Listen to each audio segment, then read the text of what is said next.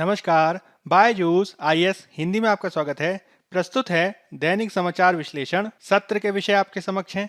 आज के सत्र में हम चर्चा करेंगे Zydus Cadila DNA vaccine, Bharat America व्यापार समझौता, अंतरधार्मिक विवाह और धर्मांतरण विरोधी कानून, सुप्रीम कोर्ट का गिरफ्तारी पर निर्णय, हिमाचल प्रदेश और प्राकृतिक आपदाएं तथा भारतीय भूवैज्ञानिक सर्वेक्षण और भू विरासत पर। सत्र के अंत में हम मुख्य परीक्षा अभ्यास प्रश्न की चर्चा करेंगे और उससे संबंधित उत्तर संरचना भी हम आपको देंगे। तो चलिए शुरू करते हैं। सबसे पहला आलेख आपके समक्ष है। इसे पेज नंबर 1 से लिया गया है और इसका संबंध जीएस पेपर 3 में विज्ञान और प्रौद्योगिकी से है। इसे आप जीएस पेपर 2 में स्वास्थ्य से भी जोड़कर देख सकते हैं। इसमें हम बात करने जा रहे हैं जाइडस कैडिला की डीएनए वैक्सीन पर। कोरोना वैक्सीन के संदर्भ में एक नवीन वैक्सीन को अनुमति दी गई है जिसे भारतीय कंपनी जाइडस कैडिला द्वारा विकसित किया गया है। इसका नाम है जाइकोव डी और यह दुनिया की एकमात्र डीएनए आधारित वैक्सीन है। यह जो नवीन वैक्सीन विकसित की गई है इसे हम वयस्कों को भी दे सकते हैं और साथ ही साथ इसे 12 वर्ष से अधिक उम्र के बच्चों को भी दिया जा सकता है। इस पूरी घटना के संदर्भ में हम सबसे पहले यह बात जानने का प्रयास करेंगे कि जब हम बात करते हैं डीएनए वैक्सीन की तो वह किस प्रकार से अन्य वैक्सीन से पृथक है और साथ ही साथ जब कोरोना वैक्सीन की बात होती है तो वैक्सीन को किस किस तरीके से बनाया जा सकता है, इसकी कुछ मूलभूत बातों को समझने का हम प्रयास करेंगे। तो चलिए देखते हैं। सबसे पहले हम ये देखने का प्रयास कर लेते हैं कि जाइडस कैडिला द्वारा विकसित की गई डीएनए वैक्सीन किस प्रकार से विशिष्ट है। जाइडस कैडिला की विकसित की गई यह वैक्सीन आनुवांशिक रूप से निर्मित प्लाज्मिड को शरीर में इंजेक्ट करके काम करती है, जो शरीर को कोविड-19 के स्पाइक प्रोटीन का उत्पादन करने के लिए ट्रिगर करता है, जिससे वायरस से बचाने के लिए एंटीबॉडी का उत्पादन किया जाता है। इस पूरी प्रक्रिया में हमें सबसे पहले प्लाज्मिड के बारे में जानने की आवश्यकता है, जो किसी भी कोशिका के भीतर एक छोटा डीएनए अणु होता है जो शारीरिक रूप से क्रोमोसोमल डीएनए से पृथक होता है और स्वतंत्र रूप से स्वयं को वर्धित कर सकता है। आमतौर पर जो बैक्टीरिया आदि होते हैं उनमें इस प्रकार के डीएनए की उपस्थिति देखी जाती है, जो छोटे गोलाकार और डबल स्टैंडर्ड डीएनए अणुओं के रूप में पाया जाता है। यह कभी कभी आर्किया और यूकेरियोटिक जीवों में भी देखने को मिलता है। जाइडस कैडिला की वैक्सीन के संदर्भ में एक और महत्वपूर्ण तथ्य है जो आपको समझने की आवश्यकता है कि अन्य अधिकांश कोविड-19 टीकों के विपरीत जिन्हें 2 डोज में दिया जाता है, जाइडस कैडिला की इस वैक्सीन को 3 खुराक में प्रशासित किया जाएगा, जिसको सुई मुक्त तरीके से दिया जा सकता है। यानी यह एक स्प्रिंग संचालित उपकरण का प्रयोग करके कार्य करता है, जिसके तहत जाइडस कैडिला ने यह दावा किया है कि वैक्सीन देने का सुई रहित यह तरीका दर्द से भी रहित है और यह सुई से होने वाले दुष्प्रभावों को भी काफी कम कर सकता है। हमें यह भी समझना होगा कि अंतर्राष्ट्रीय स्तर पर फाइजर और मॉडर्ना आदि के द्वारा जो कोविड-19 के टीके बनाए गए हैं उनको अत्यधिक ठंडे तापमान पर रखा जाता है, जिससे परिवहन और भंडारण की समस्याएं खड़ी हो जाती हैं। वहीं दूसरी ओर जाइडस कैडिला की जो वैक्सीन है उसे 2 से 8 डिग्री सेंटीग्रेड पर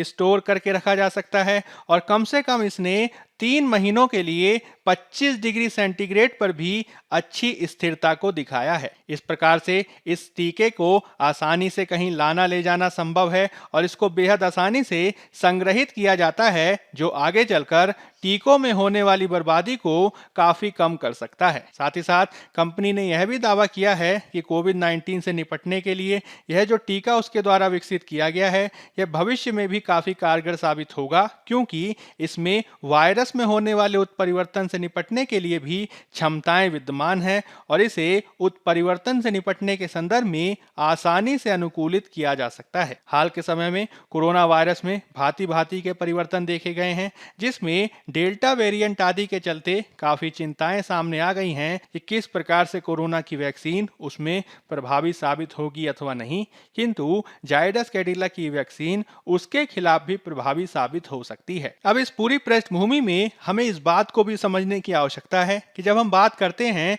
विभिन्न प्रकार के कोविड-19 टीकों का विकास किए जाने के संदर्भ में, तो यह वैक्सीन का विकास यानी डिजाइन किस प्रकार से किया जाता है। मुख्य रूप से आपको इसमें यह समझना है कि किसी भी वैक्सीन का जो डिजाइन किया जाता है उसमें मुख्य रूप से 3 महत्वपूर्ण दृष्टिकोणों के आधार पर कार्य किया जाता है। वैक्सीन डिजाइन के 3 महत्वपूर्ण तरीकों में से पहला महत्वपूर्ण तरीका इस बात पर आधारित होता है कि क्या इसमें पूरे वायरस या बैक्टीरिया का प्रयोग किया जा रहा है। दूसरे तरीके में यदि हम बैक्टीरिया के केवल उन्हीं तरीकों का उपयोग करें या फिर केवल उन्हीं भागों का प्रयोग करें जो हमारी प्रतिरक्षा प्रणाली को ट्रिगर करे, तो हम इसे दूसरे तरीके से बना सकते हैं। और तीसरे तरीके में हम कोरोना वैक्सीन आदि का निर्माण किए जाने के संदर्भ में यदि केवल वायरस या बैक्टीरिया की आनुवांशिक सामग्री यानी डीएनए अथवा आरएनए आदि का प्रयोग करें, तो यह तीसरे तरीके के द्वारा वैक्सीन निर्माण को दर्शाता है। यदि हम पहले तरीके की चर्चा करें जिसमें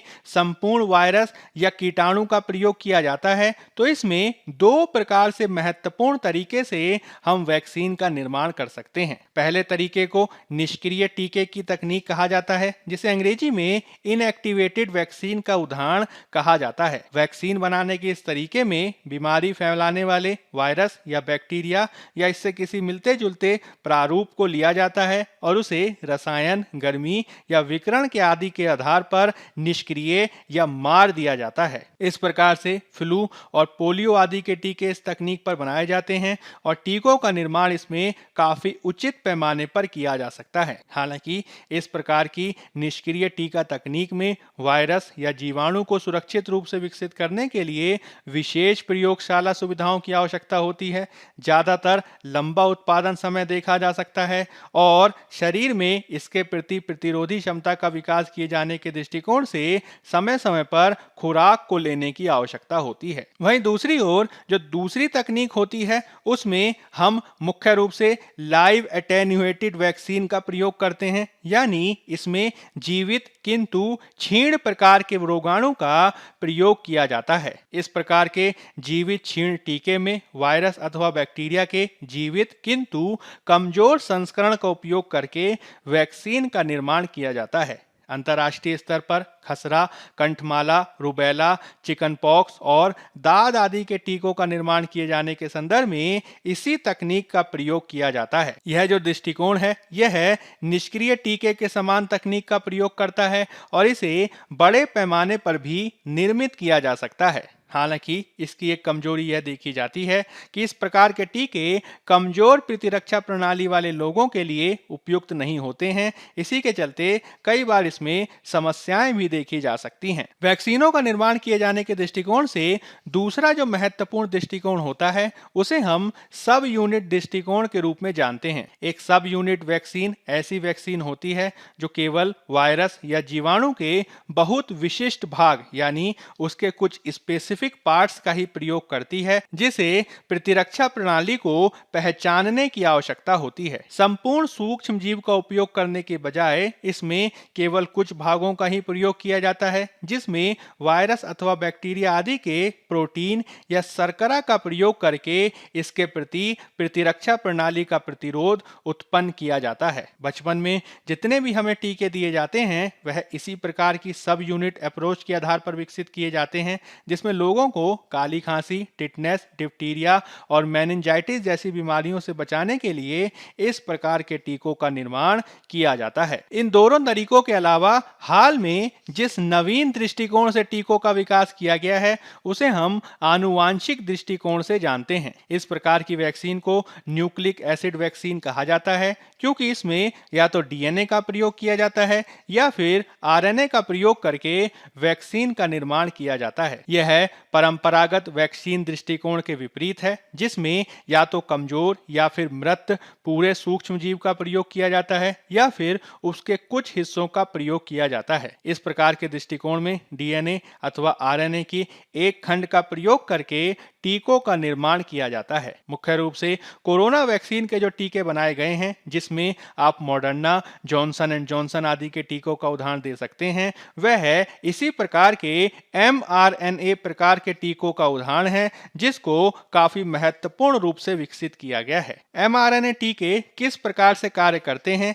यह है किस प्रकार के उदाहरण हैं, इस पर हमने विस्तृत परिचर्चा 5 अगस्त 2021 के डेली न्यूज एनालिसिस में की है, जिसे आप देख सकते हैं। यदि हम न्यूक्लिक एसिड कोरोना वैक्सीन के टीकों के कुछ सामान्य कार्य प्रणाली की बात करें तो यह टीके हमारी कोशिकाओं को सिखाते हैं कि प्रोटीन कैसे बनाया जाता है और इस प्रकार से यह हमारे शरीर के भीतर एक प्रतिरक्षा प्रतिक्रिया को आगे यानी ट्रिगर करने में सहायता करते हैं। सभी प्रकार के टीकों के विपरीत इन टीकों का लाभ यह देखा जाता है कि यह कोविड-19 से बीमार होने के गंभीर परिणामों को जोखिम में डाले बिना ही सुरक्षा प्रदान करते हैं। यानी इसके तहत किसी भी प्रकार के कोरोना वायरस को शरीर में प्रविष्ट नहीं कराया जाता है और मात्र उसके आनुवांशिक पदार्थ के आधार पर ही शरीर में प्रतिरक्षा तंत्र का विकास करने पर बल दिया जाता है। हमें यह समझना है कि इस प्रकार का जो दृष्टिकोण है वह टीकों का विकास करने का एक नवीन दृष्टिकोण है और कोरोना महामारी से पहले इस प्रकार के टीकों का मनुष्यों में व्यापक प्रयोग नहीं किया गया था। हालांकि इसमें कुछ प्रयोग जारी थे जिसमें कैंसर आदि के मानव परीक्षणों को किया जा रहा था, किंतु महामारी के चलते इस क्षेत्र में अनुसंधान काफी तेजी से आगे बढ़ा है और कोविड-19 के संदर्भ में जिस प्रकार से mRNA प्रकार के टीकों का विकास किया गया है उसी तरीके से अब जाइडस कैडिला द्वारा बनाया गया डीएनए टीका एक महत्वपूर्ण अनुसंधान को दर्शाता है जो भविष्य में कोरोना वैक्सीन का निर्माण किए जाने के संदर्भ में कई नवीन परिणामों को सामने ला सकता है। अब हम बात कर लेते हैं पेज नंबर 6 में दिए गए एक एडिटोरियल की जिसका संबंध जीएस पेपर 2 में आईआर से है। इसे आप जीएस पेपर 3 में इकोनॉमी से जोड़कर भी देख सकते हैं। इसमें हम बात करने जा रहे हैं भारत अमेरिका व्यापार समझौते पर। अंतर्राष्ट्रीय संबंधों के साथ ही जब हम अर्थव्यवस्था के दृष्टिकोण से देखते हैं तो भारत के लिए अमेरिका सबसे बड़ा व्यापार साझेदार के रूप में नजर आता है। भारत का महत्वपूर्ण ट्रेड सरप्लस भी अमेरिका से ही है जिसमें आयात और निर्यात के अंतर के रूप में भारत को अधिक लाभ होता है। यही कारण है कि भारत कई सालों से अमेरिका के साथ एक द्विपक्षीय मुक्त व्यापार समझौता यानी फ्री ट्रेड एग्रीमेंट किए जाने के लिए बातचीत कर रहा है और यह बातचीत पूर्ववर्ती राष्ट्रपति डोनाल्ड ट्रंप के काल से ही जारी है। हालांकि नवीन अमेरिकी राष्ट्रपति जो बाइडेन के प्रशासन के काल में इसमें कुछ नवीन घटनाक्रम देखे जा रहे हैं और हाल ही में वाणिज्य और उद्योग मंत्री के हालिया भाषण से इसकी पुष्टि होती है कि अब भारत अमेरिका द्विपक्षीय व्यापार समझौते की संभावनाएं काफी धूमिल हो गई हैं। यानी अब अमेरिका के द्वारा एफटीए किए जाने में काफी रुचि नहीं दिखाई जा रही है जो भारत के समक्ष कुछ नवीन चुनौतियों को खड़ा कर देता है। यदि हम मुक्त व्यापार समझौते यानी एफटीए को समझने का प्रयास करें तो एक मुक्त व्यापार समझौता दो या दो से अधिक देशों के बीच आयात और निर्यात में बाधाओं को कम किए जाने का एक समझौता है जिसके तहत वस्तुओं और सेवाओं को अंतर्राष्ट्रीय सीमाओं के पार खरीदा और बेचा जा सकता है और इसमें इनके विनिमय को बाधित करने वाली विविध प्रकार की बाधाओं को समाप्त करने पर बल दिया जाता है। इसके तहत जो शुल्क लगाया जाता है, जो कोटा संबंधी पाबंदी होती हैं, जो सब्सिडी आदि के निषेध होते हैं, उनको कम या फिर पूर्णतः हटाए जाने पर बल दिया जाता है जिससे दो देशों या देशों के समूहों के बीच आर्थिक एकीकरण किए जाने के संदर्भ में काफी प्रयासों को किया जाता है। हालांकि भारत और अमेरिका के संदर्भ में मुक्त व्यापार समझौते पर यह खबर आई है कि अब यह हो सकता है कि भविष्य में भारत और अमेरिका एफटीए पर बातचीत ना करें। इसके बजाय दोनों देश अपने बीच विद्यमान विविध प्रकार के व्यापारिक मुद्दों को सुलझाने का लगातार प्रयास कर रहे हैं। हमें यह समझना होगा कि दोनों देशों के बीच कुछ ऐसे व्यापार मुद्दे हैं जो लगातार चर्चा में बने रहे हैं। इसमें सीमा शुल्क के मुद्दे के साथ ही विविध प्रकार की गैर टैरिफ बाधाएं और गुणवत्ता संबंधी मुद्दे महत्वपूर्ण हैं जिनका निवारण किया जाना बाकी है। गैर टैरिफ बाधाओं में ऐसी बाधाओं को शामिल किया जाता है जिनका संबंध शुल्क से नहीं होता है अपितु अन्य प्रकार की समस्याओं से देखा जाता है। इसमें गुणवत्ता संबंधी मुद्दे के साथ ही सफाई संबंधी मुद्दों को भी समय समय पर उठाया जाता है जिससे दो देशों के बीच के व्यापार प्रभावित हो सकते हैं। हालांकि बाधाओं के बावजूद वाणिज्य और उद्योग मंत्री ने यह उम्मीद जताई है कि हम बांग्लादेश के साथ जल्द ही एक एफटीए पर हस्ताक्षर करेंगे और भारत जल्द ही ऑस्ट्रेलिया के साथ भी एक अर्ली हार्वेस्ट डील पर समझौता करने जा रहा है। जब हम बात करते हैं अर्ली हार्वेस्ट डील की, तो अर्ली हार्वेस्ट डील एक ऐसा समझौता होता है जिसे मुक्त व्यापार समझौते यानी एफटीए का अग्रदूत माना जाता है, जिसमें किसी देश अथवा देशों के समूहों के द्वारा मुक्त व्यापार समझौता किए जाने से पहले अपने बीच के व्यापार को बढ़ावा देने के लिए कुछ सीमित वस्तुओं पर टैरिफ आदि बाधाओं को कम किए जाने की दिशा में सकारात्मक प्रयासों को किया जाता है। हमें यह भी समझना होगा कि भारत अंतर्राष्ट्रीय स्तर पर कई देशों के साथ मुक्त व्यापार समझौते को संपन्न किए जाने के लिए कार्य कर रहा है, जिसमें यूनाइटेड किंगडम, यूएई और खाड़ी सहयोग परिषद के देशों के साथ इस प्रकार की संधि पर हस्ताक्षर किए जाने की उम्मीद है। इसके अलावा भारत सरकार अमेरिका के साथ मिलकर भारतीय वस्तुओं की बाजार पहुंच को भी सुनिश्चित करने के लिए कार्य कर रहा है। हालांकि भारत के समान ही अमेरिका ने भी भारत से इस बात की आशा की है कि वह भारत में अमेरिकी कृषि उत्पादों के भारत में पहुंच को सुनिश्चित करने के लिए कार्य करेगा, जिससे दोनों के बीच के व्यापार को और बेहतर किए जाने की दिशा में प्रयासों को किया जा सकता है। आपको यह भी ध्यान रखना है कि निवर्तमान अमेरिकी राष्ट्रपति जो बाइडेन इससे पहले बराक ओबामा के काल में उपराष्ट्रपति के रूप में कार्य कर चुके हैं और उनके द्वारा उपराष्ट्रपति रहते हुए भारत और अमेरिका के मध्य व्यापार को 500 बिलियन डॉलर तक ले जाने का विजन प्रस्तुत किया गया था। हालांकि यदि हम वर्तमान में इसको प्राप्त करना चाहते हैं तो इसकी प्राप्ति किए जाने के संदर्भ में हमें कुछ और नए मार्गों को अपनाने की आवश्यकता है। एफटीए वार्ता के साथ ही हाल ही में भारत और अमेरिका के मध्य व्यापार के संदर्भ में कुछ नवीन घटनाएं भी देखी गई हैं। इसमें 2019 की घटना काफी महत्वपूर्ण है, जब अमेरिका सरकार द्वारा भारत को अपने जीएसपी यानी जनरलाइज सिस्टम ऑफ प्रेफरेंस, जिसे हिंदी में प्राथमिकता की सामान्यीकृत प्रणाली कहा जाता है, उसके लाभ से वंचित कर दिया गया था। भारत को ज्यादातर इस प्रणाली के तहत मुख्य रूप से हथकरघा और कृषि क्षेत्र की 50 वस्तुओं पर $70 मिलियन मूल्य का लाभ प्राप्त होता था। जब हम बात करते हैं जीएसपी यानी जनरलाइज सिस्टम ऑफ प्रेफरेंस की, जिसे हिंदी में प्राथमिकता की सामान्यीकृत प्रणाली कहा जाता है, तो यह एक ऐसी योजना को दर्शाता है जिसमें विकासशील देशों को औद्योगिक राष्ट्रों द्वारा अधिमान्य अधिमान्य योजनाओं का लाभ दिया जाता है। इसके तहत यह कोशिश की जाती है कि विकासशील देशों की विविध वस्तुओं को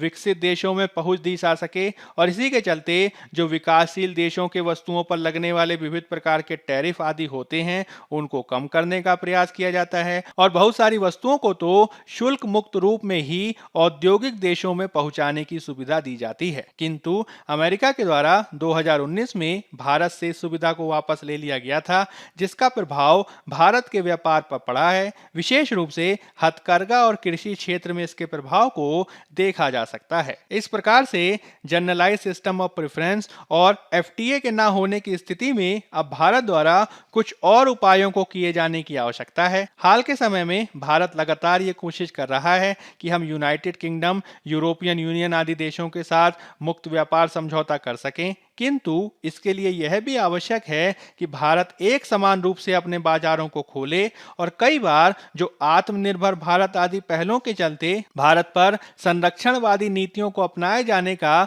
जो आरोप लगाया जाता है उससे बचे जाने की आवश्यकता है। भारत को यह भी समझना होगा कि यदि हम भारत की वस्तुओं की दूसरे देश में व्यापार पहुंच की बात करते हैं तो इसी के समान एफटीए आदि करते समय दूसरे देशों से आने वाले सामानों की बाजार पहुंच सुनिश्चित किए जाने के लिए भी कार्य किए जाने की आवश्यकता है। भारत ने इसके संदर्भ में पिछले कुछ वर्षों में कुछ ऐसे उपायों को अपनाया है जिसके चलते भारत का विश्व बाजारों से होने वाला एकीकरण काफी प्रभावित हुआ है, जिसमें भारत ने दक्षिण पूर्व एशियाई देशों के साथ होने वाले मुक्त व्यापार समझौते क्षेत्रीय व्यापक आर्थिक भागीदारी से अपने को पीछे हटा लिया है, जिससे दक्षिण पूर्व एशिया आदि देशों के साथ होने वाले जुड़ाव को प्रभावित किया जा सकता है। हमें ये समझना होगा कि भारत के विपरीत दूसरे देश इसके संदर्भ में काफी सकारात्मकता से प्रयास कर रहे हैं, जिसमें वियतनाम आदि देशों के द्वारा अपनी नीतियों को उदार बनाया गया है और उन्होंने भारत के विपरीत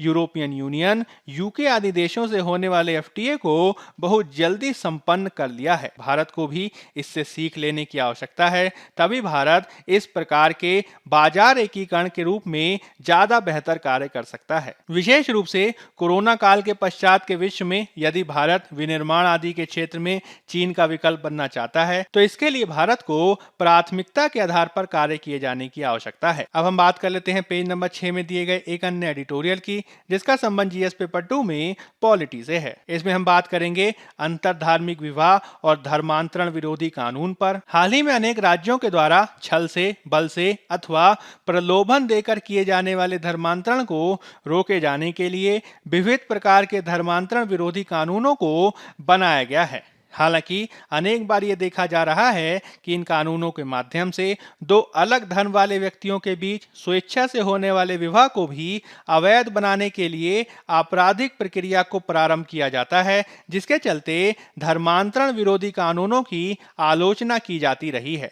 हाल ही में गुजरात सरकार द्वारा भी इसके संदर्भ में एक अधिनियम पारित किया गया है, जिसे हम Gujarat freedom of religion amendment act 2021 के नाम से जानते हैं। इस कानून के प्रावधानों के अनुरूप मुख्य रूप से विवाह के माध्यम से होने वाले धर्मांतरण को गलत माना गया है और उसके खिलाफ आपराधिक कार्यवाही प्रारंभ किए जाने की बात कही गई है। हालांकि इसको लेकर मामला न्यायालय गया है और अब गुजरात हाईकोर्ट के द्वारा गुजरात सरकार के इस कानून को निजता का उल्लंघन मानते हुए इसके सेक्शन 3 यानी धारा 3 को अवैध घोषित कर दिया है। हाल के समय में उच्चतम न्यायालय द्वारा इस बात को भी स्पष्ट किया गया है कि किस प्रकार से दो वयस्कों के बीच होने वाला विवाह उनकी निजता और चयन की स्वतंत्रता का मामला है और इसमें राज्यों द्वारा किसी भी प्रकार के हस्तक्षेप को किया जाना स्वीकार्य नहीं माना जा सकता है। यदि राज्य इसमें किसी भी प्रकार का हस्तक्षेप करते हैं तो वह संविधान के अनुच्छेद 21 का उल्लंघन माना जाएगा,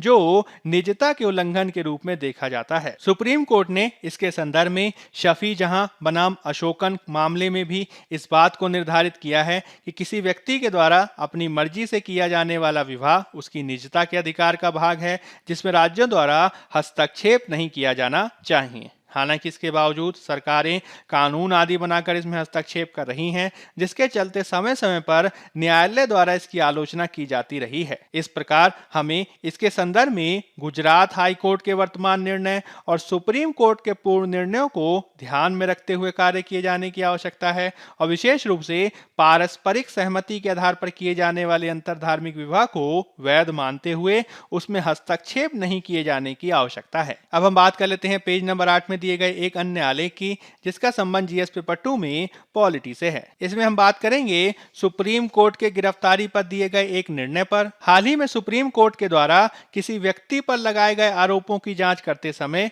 उस व्यक्ति को कानून के प्रावधानों के अनुरूप गिरफ्तार किए जाने पर एक नवीन निर्णय प्रस्तुत किया है। इसके माध्यम से सुप्रीम कोर्ट ने स्पष्ट किया है कि कानून के प्रावधानों में किसी व्यक्ति को जांच के दौरान गिरफ्तार किए जाने की अनुमति होने के बावजूद उसे प्रत्येक अवसर पर गिरफ्तार किया जाना आवश्यक नहीं है। यदि व्यक्ति द्वारा जांच के दौरान प्रत्येक प्रकार से सहयोग दिया जा रहा है, वह किसी प्रकार से भागने की प्रवृत्ति नहीं रखता है और उसके द्वारा सबूतों आदि से छेड़छाड़ नहीं किया जाता है, तो इस प्रकार से व्यक्ति को यदि बिना किसी आवश्यकता के गिरफ्तार किया जाता है तो यह उसकी मौलिक स्वतंत्रता के हनन के ही समान है और इसे बचे जाने की आवश्यकता है। यदि बिना आवश्यकता के ऐसा किया जाता है तो इससे व्यक्ति की गरिमा और आत्मसम्मान को ठेस पहुंचेगा, जिसको निवारित किए जाने की आवश्यकता है। हमें यह भी समझना होगा कि भारतीय विधिक व्यवस्था में सीआरपीसी यानी आपराधिक प्रक्रिया संहिता के सेक्शन 170 में जांच अधिकारी के द्वारा विभिन्न आधारों पर किसी आरोपी को गिरफ्तार किए जाने का प्रावधान किया गया है। हालांकि अनेक बार यह देखा गया है कि पुलिस द्वारा इसका दुरुपयोग किया जाता है, जिससे व्यक्ति की व्यक्तिगत स्वतंत्रता का हनन होने लगता है। यही यही कारण है कि सुप्रीम कोर्ट का यह निर्णय नागरिकों के मूल अधिकारों को बचाए जाने के संदर्भ में काफी महत्वपूर्ण है, जिसका संज्ञान लिए जाने की आवश्यकता है। अब हम बात कर लेते हैं पेज नंबर 7 में दिए गए एक अन्य आलेख की, जिसका संबंध जीएस पेपर 3 में पर्यावरण और पारिस्थितिकी से है। इसमें हम बात करेंगे हिमाचल प्रदेश और प्राकृतिक आपदाओं पर। हमारे द्वारा इससे पहले 12 अगस्त 2021 और 13 अगस्त 2021 के डेली न्यूज एनालिसिस में भी इससे संबंधित परिचर्चा की गई थी, जिसे आप देख सकते हैं। हाल में ही हम पर्वतीय राज्य हिमाचल प्रदेश में अनेक प्रकार की प्राकृतिक घटनाओं को देख रहे हैं, जिसमें भूस्खलन के साथ ही पर्वतीय क्षेत्रों में होने वाले निर्माण के चलते भी कई समस्याएं देखी जा रही हैं। प्रकृतिवादियों का मानना है कि इसमें से अनेक प्राकृतिक घटनाओं का संबंध जलवायु परिवर्तन से है, जिसे ध्यान में रखते हुए कार्य किए जाने की आवश्यकता है। हाल ही में जलवायु परिवर्तन पर अंतर सरकारी पैनल यानी आईपीसीसी के द्वारा छठी जलवायु परिवर्तन रिपोर्ट भी जारी की गई है, जिसके माध्यम से इस तथ्य को साबित किया गया है कि किस प्रकार से तापमान वृद्धि का प्रभाव हिमाचल प्रदेश जैसे क्षेत्रों पर पड़ सकता है। इसके तहत न केवल ग्लेशियरों के पिघलने की दर बढ़ सकती है, साथ ही साथ उच्च हिमालयी क्षेत्रों में स्थित जो विविध प्रकार की ग्लेशियर आधारित झीलें हैं, उनके फटने की घटनाओं में भी वृद्धि देखी जा सकती है, जिससे ग्लेशियर लेक आउटबर्स्ट फ्लड जैसी घटनाओं में वृद्धि देखी जा सकती है। इससे न केवल बाढ़ की घटनाओं में वृद्धि देखी जा सकती है, साथ ही साथ इससे नदियों के जल स्तर में भी एकाएक वृद्धि देखी जा सकती है। हिमाचल प्रदेश जैसे क्षेत्रों में यदि हिमालयी क्षेत्र में किसी प्रकार का प्रभाव देखा जाता है, तो पर्वतीय क्षेत्रों में होने वाले किसी भी बदलाव का सीधा परिणाम मैदानी क्षेत्रों में भी पड़ेगा, जिसे समझते हुए ही हमें कार्य किए जाने की आवश्यकता है। अब हम बात कर लेते हैं पेज नंबर 10 में दिए गए एक आलेख की, जिसका संबंध जीएस पेपर 3 में पर्यावरण और पारिस्थितिकी से है। इसे आप जीएस पेपर 1 में कला और संस्कृति से भी जोड़कर देख सकते हैं। इसमें हम बात करेंगे भारतीय भूवैज्ञानिक सर्वेक्षण और भू विरासत पर। हाल ही में भारतीय भूवैज्ञानिक सर्वेक्षण के द्वारा भारत के पूर्वोत्तर क्षेत्र में भू पर्यटन को बढ़ावा दिए जाने के लिए अनेक भू विरासत स्थलों की पहचान की गई है। इसमें पूर्वोत्तर के 12 महत्वपूर्ण भू विरासत स्थलों को पर्यटन के लिए खोला जाना प्रस्तावित है, क्योंकि हाल में ही पूर्वोत्तर के क्षेत्र में कोरोना के मामले में कमी देखी गई है और इसके अनुपात में वैक्सीनीकृत लोगों की संख्या में भी वृद्धि देखी गई है। इस प्रकार से जियो हेरिटेज साइट्स यानी भू विरासत स्थलों को पर्यटन के लिए खोला जाना प्रस्तावित किया गया है, ताकि पूर्वोत्तर के क्षेत्र में इनके माध्यम से पर्यटन को बढ़ावा दिया जा सके। तथ्यात्मक दृष्टिकोण से आपको याद रखना है कि भारत में वर्तमान में 32 स्वीकृत जियो हेरिटेज साइट्स हैं, जिसमें 12 पूर्वोत्तर में हैं। इसमें मेघालय में 3 साइट्स हैं, असम और त्रिपुरा में 2-2 साइट्स हैं और अरुणाचल, मणिपुर, मिजोरम, नागालैंड, सिक्किम में एक साइट विद्यमान है। इस प्रकार की जियो हेरिटेज साइट्स का भूगर्भिक महत्व भी है, साथ ही साथ यह पर्यटन के दृष्टिकोण से भी काफी महत्वपूर्ण है, जिसे बढ़ावा दिए जाने की आवश्यकता है। यदि हम बात करें भारतीय भूवैज्ञानिक सर्वेक्षण, जिसे अंग्रेजी में geological survey of India GSI कहा जाता है, तो इसकी स्थापना मूल रूप से 1851 में की गई थी, रेलवे के लिए कोयला भंडार खोजे जाने के लिए। हाल के वर्षों में यह न केवल देश के विभिन्न क्षेत्रों में आवश्यक भूविज्ञान की जानकारी के भंडार के रूप में विकसित हुआ है, अपितु यह अंतर्राष्ट्रीय ख्याति के भूवैज्ञानिक संगठन का दर्जा भी इसके द्वारा प्राप्त किया गया है। जीएसआई के मुख्य कार्य के रूप में यह राष्ट्रीय भूवैज्ञानिक सूचना से संबंधित है, साथ ही साथ यह खनिज संसाधन मूल्यांकन के निर्माण और उसके अपडेट से भी संबंधित है। इसका मुख्यालय कोलकाता में है और इसके 6 क्षेत्रीय कार्यालय हैं, लखनऊ, जयपुर, नागपुर, हैदराबाद, शिलांग और कोलकाता में। साथ ही साथ प्रत्येक राज्य की एक राज्य इकाई भी है और वर्तमान में जीएसआई खान मंत्रालय से संबंधित कार्यालय है। जब हम बात करते हैं भू विरासत की, तो इसे अंग्रेजी में कहा जाता है जियो हेरिटेज, जो भू विज्ञान की राष्ट्रीय, राज्यव्यापी या फिर स्थानीय विशेषताओं को शामिल करता है। यह एक ऐसी साइट है जो पृथ्वी के विकास में जानकारी या अंतर्दृष्टि प्रदान करती है और इसका प्रयोग विज्ञान के इतिहास में अनुसंधान, शिक्षण या संदर्भ के लिए भी किया जा सकता है। मुख्य रूप से इसे विरासत इसलिए माना जाता है क्योंकि यह पृथ्वी के इतिहास पर प्रकाश डालने वाले एक महत्वपूर्ण स्थल के रूप में देखा जाता है और इसी के चलते इसका प्रयोग पृथ्वी पर अनुसंधान और शिक्षा के लिए भी किया जा सकता है। वहीं दूसरी ओर जब हम बात करते हैं भू पर्यटन यानी जियो टूरिज्म की, तो यह एक ज्ञान आधारित पर्यटन है जिसमें भू विरासत आदि स्थलों का पर्यटन उद्योग के साथ एकीकरण किया जाता है। यह आम जनता को भू स्थलों से संबंधित सांस्कृतिक मुद्दों पर विचार करने के अलावा अजैविक प्रकृति विशेषताओं के संरक्षण पर भी बल देता है। इस संकल्पना को आगे बढ़ाने के लिए राष्ट्रीय और अंतर्राष्ट्रीय स्तर पर कई प्राकृतिक और शहरी क्षेत्रों में स्वतंत्र रूप से जियो पार्क्स का विकास किया गया है, जो इसके महत्वपूर्ण उदाहरण को दर्शाता है। अब हम बात कर लेते हैं मुख्य परीक्षा अभ्यास प्रश्न की। पहला प्रश्न है, जाइडस कैडिला द्वारा विश्व की पहली डीएनए वैक्सीन को बनाए जाने की पृष्ठभूमि में विभिन्न प्रकार के कोविड-19 टीकों पर प्रकाश डालें। 15 अंक 250 शब्द। दूसरा प्रश्न है, भारत यूएस व्यापार समझौता समाप्त हो गया है, अब समय आ गया है कि भारत अपने वैश्विक आर्थिक जुड़ाव को फिर से उन्मुख करे, व्याख्या करें। 15 अंक 250 शब्द। पहले उत्तर की संरचना की भूमिका में आप जाइडस कैडिला की डीएनए वैक्सीन का सामान्य परिचय देंगे और मुख्य भाग में आप डीएनए वैक्सीन की विशिष्टता को स्पष्ट करेंगे। फिर आप राष्ट्रीय और अंतर्राष्ट्रीय स्तर पर विकसित विभिन्न प्रकार के कोविड-19 टीकों के उदाहरण देंगे और इनकी कार्यप्रणाली को भी स्पष्ट करेंगे। अंत में आप एक उपयुक्त सकारात्मक निष्कर्ष प्रस्तुत करेंगे और इस रूप में आपका उत्तर पूर्ण होगा। दूसरे उत्तर की संरचना की भूमिका में आप भारत अमेरिकी व्यापार का सामान्य परिचय देंगे और इसके मुख्य भाग में आप भारत अमेरिका व्यापार समझौते पर हालिया घटनाक्रम को स्पष्ट करेंगे और वैश्विक आर्थिक जुड़ाव के संदर्भ में कुछ उपयुक्त उदाहरणों की चर्चा करेंगे। फिर आप इसके संदर्भ में कुछ चुनौतियां और उपयुक्त सुझावों की चर्चा करेंगे और अंत में